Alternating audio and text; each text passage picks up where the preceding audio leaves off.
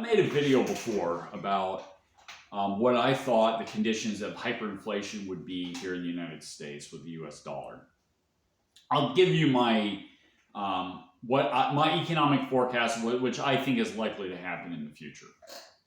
I think, and assuming there's not some massive black swan event that would really upend things like a nuclear war or some crisis where people have the expectation that the economy is not going to be strong at all. In other words, they lose confidence in the economy as a whole.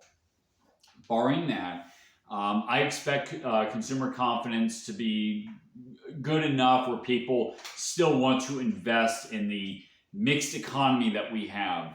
As much as we have elements of it that's fraudulent, as much as we have this sort of the Keynesian taking paper and shaking it back and forth and pretending that we're producing something, as in the case in Washington, D.C., and to a lesser degree in Wall Street. What I think is going to happen is that the United States is going to look a lot like Japan. We're going to have something like stagflation, where the government will continue to print more and more currency, thus causing just enough inflation where we don't have falling prices, but money velocity will tank, economic output will go sideways or go down a little bit, and prices won't really rise at all.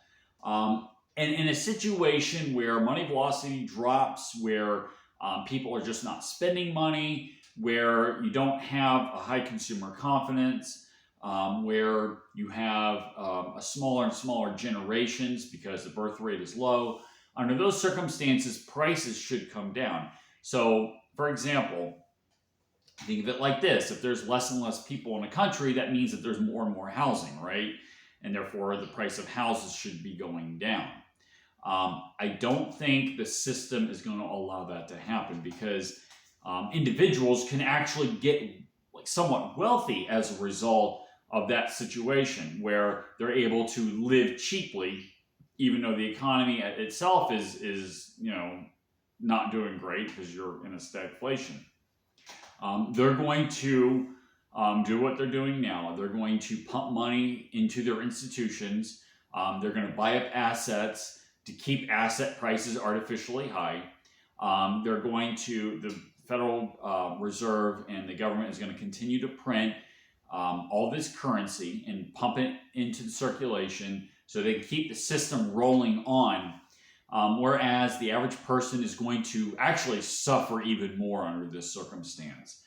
With hyperinflation, yes, there is a degradation.